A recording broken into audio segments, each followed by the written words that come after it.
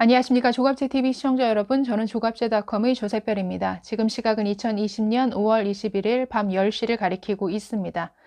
네, 윤미향 더불어시민당 당선인 그리고 정의기억연대 정대협을 둘러싼 논란이 단순한 회계 부정 또는 개인의 횡령, 배임 혐의를 넘어서 이적성 논란으로까지 번지고 있습니다.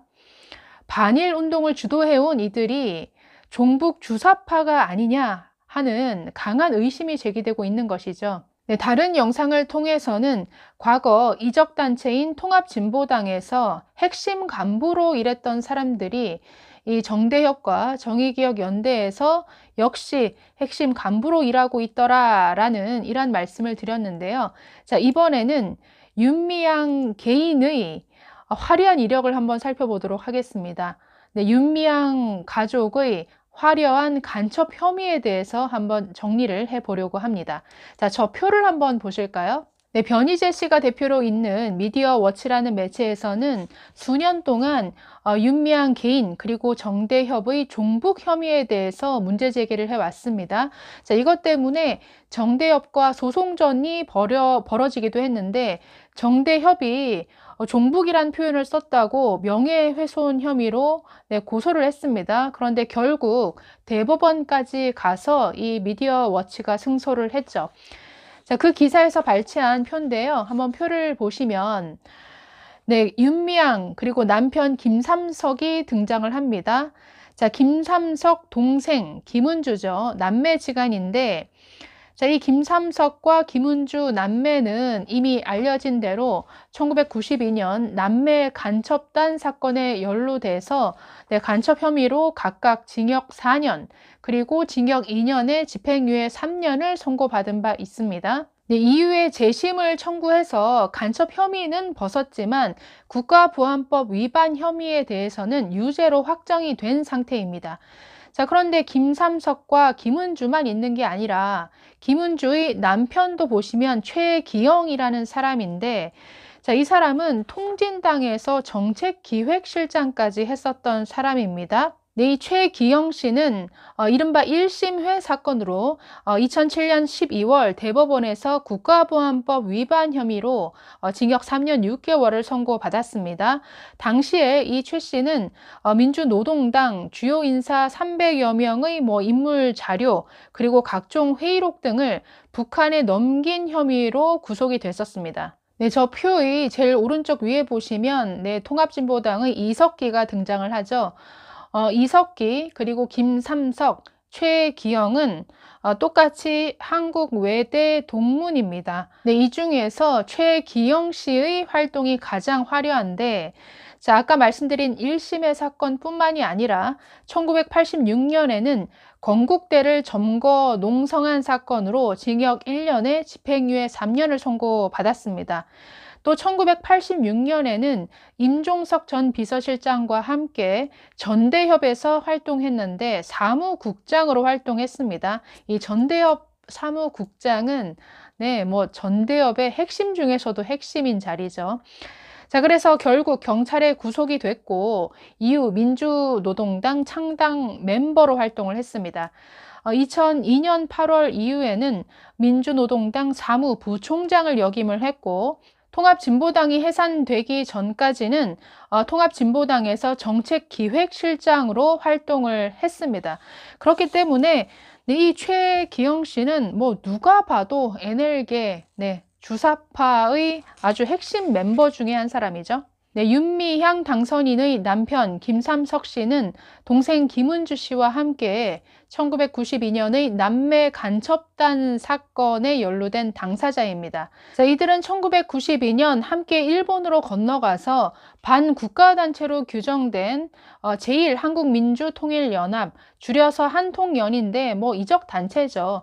이 한통연 관계자들과 만나서 기밀 정보를 넘기고 이들로부터 활동 자금 등을 받은 혐의로 기소가 됐습니다. 그래서 이듬해인 1994년 대법원은 김삼석 씨에게는 징역 4년 그리고 김은주 씨에게는 징역 2년에 집행유예 3년을 각각 선고했습니다. 자, 그런데 확정 판결이 나온 이후에 누가 등장하냐면 백흥용이라는 사람이 등장합니다.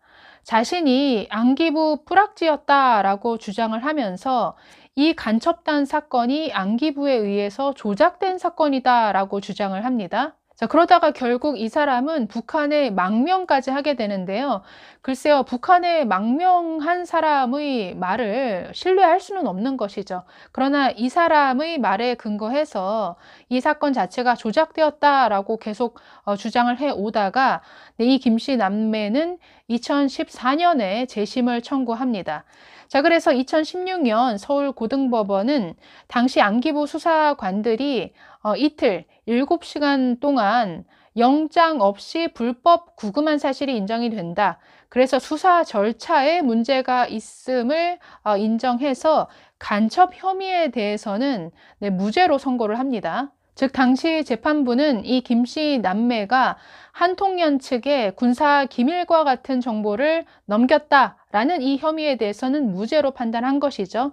그러나 두 사람이 이 한통연 의장을 실제로 만났고 또 이 단체로부터 활동 자금과 같은 금품을 받은 사실에 대해서는 인정을 해서 국가보안법 위반 혐의에 대해서는 유죄로 확정했습니다.